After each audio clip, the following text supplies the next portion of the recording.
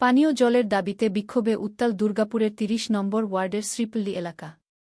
স্থানীয় বাসিন্দাদের অভিযোগ, এলাকায় একটিও সরকারি টিউবওয়েল নেই। ফলে দীর্ঘদিন ধরেই চরম জলকষ্টের মধ্যে দিন কাটাতে হচ্ছে মানুষজনকে। এই সমস্যা নিয়ে দুর্গাপুর নগর নিগমকে জানানো হলে টিউবওয়েল বসানোর কাজ শুরু হয়। তবে অভিযোগ, এলাকার প্রাক্তন কাউন্সিলরের অনুগামীরা সেই কাজ বন্ধ করে দেয়া। এর প্রতিবাদেই বিক্ষোভে শামিল হন এলাকাবাসীরা। বিক্ষোভকারীরা সাফ জানিয়ে দেন, দ্রুত টিউবওয়েল বসানোর কাজ শুরু না হলে তারা বৃহত্তর আন্দোলনের পথে হাঁটবেন। এমনকি আসন্ন বিধানসভা নির্বাচনে তার প্রভাব পড়বে বলেও হুঁশিয়ারি দেন তারা।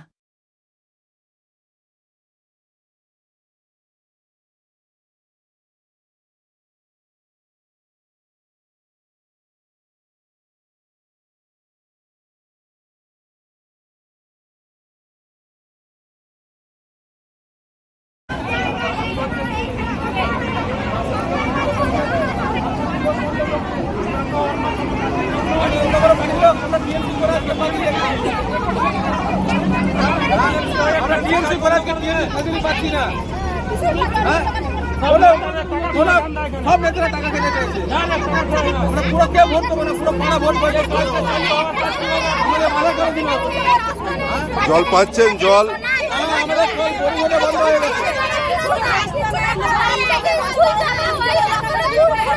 জল কেন বন্ধ হয়ে গেল?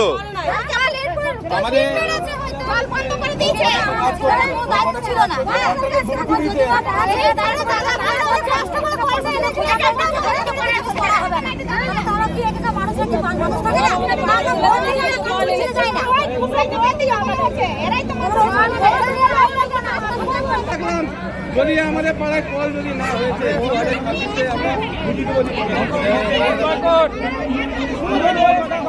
সমস্যা যদি না মেটে আমরা তাহলে ভোট বয়কট করছি।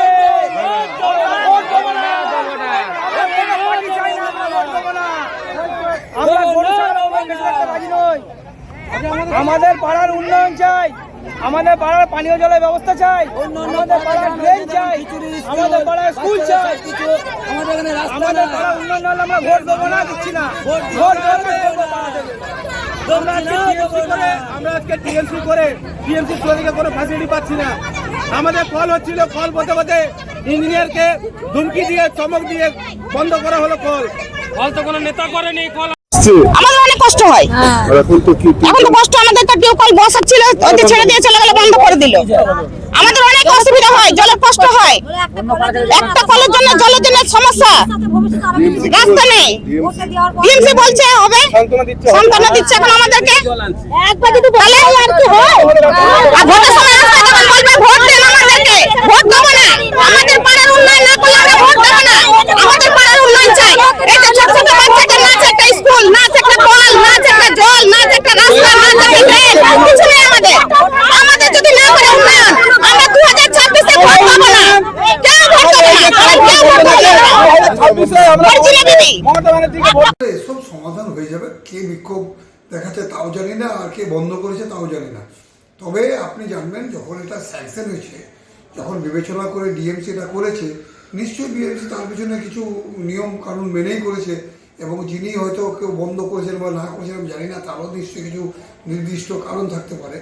যাই হোক, এটা সমাধান হয়ে যাবে।